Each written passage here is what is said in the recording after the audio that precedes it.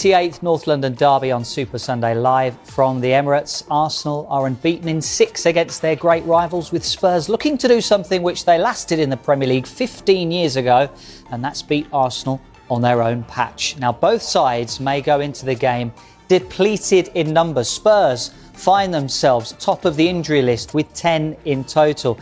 And this figure could increase further once there is something definitive on Pape Matar Sarr's injury that he has picked up during this international break.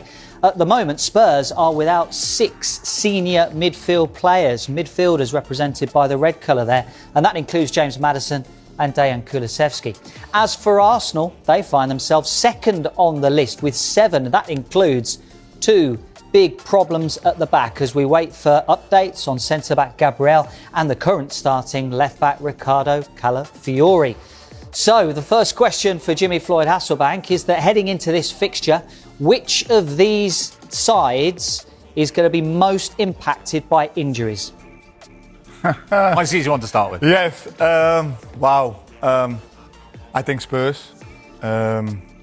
I think Arsenal has got more strength in depth.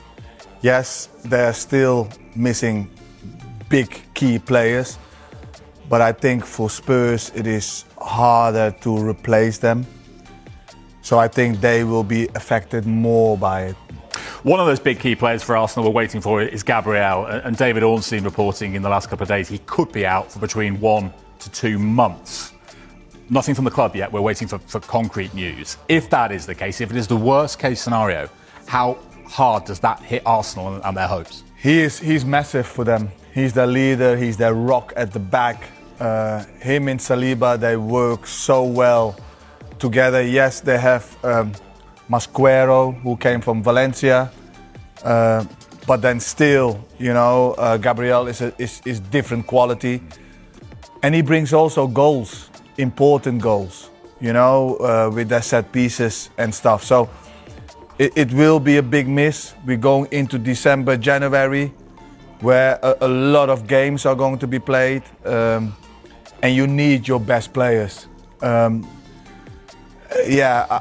think Gabriel is a really important player for Arsenal. Yeah, 11 games between now and the end of the year. Let's get the Arsenal fan perspective, shall we? Bring in Luke for the first time. Luke, Henry, shall that be Henry? Or Can is be. it? I mean, listen, if it is the worst case scenario, it's bad news, that, isn't it? It is, but you can't make any excuses. And in the summer, we've done a lot of transfer work. You've got Piero Incapie in there. You've got Riccardo Calafiori that hopefully can be fit for Sunday. He can play left centre back, and also Jimmy mentioned Masquera there. So. Don't want to use it as an excuse, you want to use it as an opportunity. You touched on the importance of set pieces and goals, but this might surprise you. Gabriel has only scored 1 goal this season. It just shows the importance of him. And he kind of epitomises what we are right now. But, people make excuses about Arsenal and injuries, but you look at that graphic there, I think that's a bigger concern about the state of football and the way it's in at the moment. I think the games are just so much, and we all want quality, we all want entertainment. But it's very difficult, even if you're a Spurs fan, to go to the Emirates with 6 midfielders missing. But you have to find a way. And we've got, injuries up front as well. But I say that, we've still got the likes of Leandro Trossard, Bukayo Saka, Eberechi Eze, Martin Odegaard hopes he comes back. So it's a big miss, but it's a good opportunity for the other players to come in and put their names. Well, that's the thing, isn't it, Jimmy? This season, more than ever before, are you more confident now about Arsenal with the depth they have to cope with injuries, however big they might be? Look, if you're going to be successful, if you want to be successful, you have to prepare for these kind of moments. It's going to happen in the season, and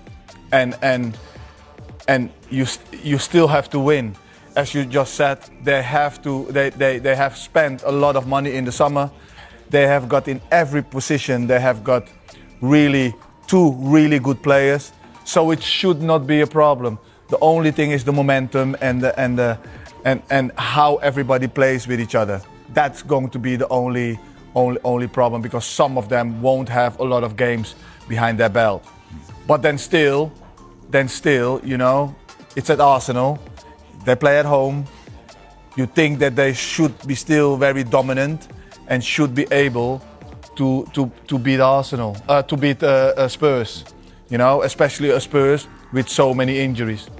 We'll get our Spurs fans' perspective in just a moment. I just want to finish on Arsenal, though. Top of the league, 4-point lead, Luke, but here we are, Premier League football back for the next 4 months through to the next international break in March. How much of a marker, what sort of marker do Arsenal need to lay down over these next few months? It's an interesting one because, look, the North London derby is a beautiful game when you win, it's a horrible game when you lose. But I think with Arsenal fans and just football in general, you can't go too high and you can't be too low. Obviously, the derby is form goes out the window, you want to win that game. But, I've had this question a lot, and it's Arsenal need to win this game, Arsenal win to do that game. Actually, Arsenal need to win as many games possible because they need to keep in front. And the beauty is right now is that we don't have to rely on Manchester City or Liverpool, we have to rely on ourselves. So we can lay down a marker by winning the North London derby, but if we go to Stamford Bridge the following week and we drop 2 points, then you have to bounce back against Brentford, and then you have to go to Aston Villa and do the same thing. So it doesn't really matter in terms of the grand scheme of things of laying down a marker. We know what we need to do. I think we've got an unbelievable group of players, and now it's just up to us to start on Sunday and carry this on. We've done this long winning runs before. We just need to sustain it this time. It's the thing for the outside. What Arsenal needs to do is just as cliche as it sounds, take each game as it comes as a game. Yeah, I'm at home. Yeah, we play Spurs, but look at it really cold. There's 3 points, and we need to win those 3 points. What is the best way, and how are we going to do that? Yes, it brings from the outside way more on the game because it's Spurs. But Arsenal, the group at Arsenal itself, the players, need to really stay cold and just business-like 3 points. Can they do that? I don't know. It's going to be a big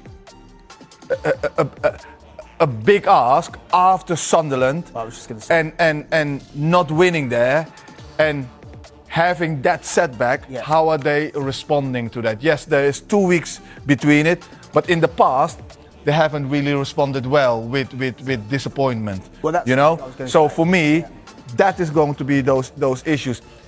If they don't win and it is a draw and Man City wins, it's only 2 points, and that is where they're going to become nervous, I think. Yeah, you touched on it, and that's because of the international break and that Sunderland performance and that result.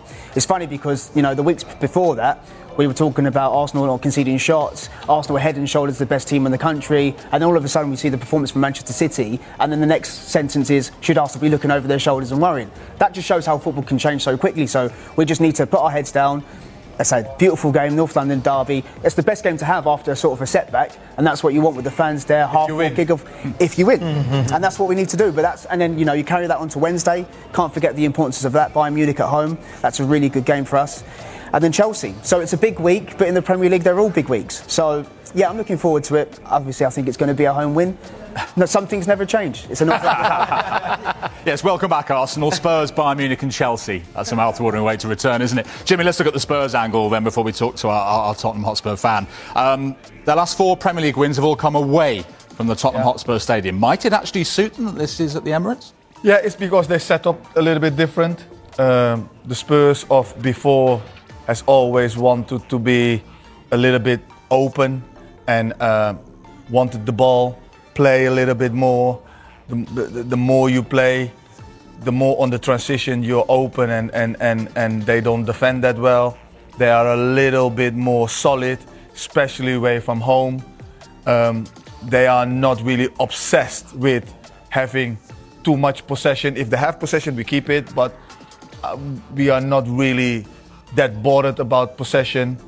And they have been able to be clinical, and they haven't found that really yet at home.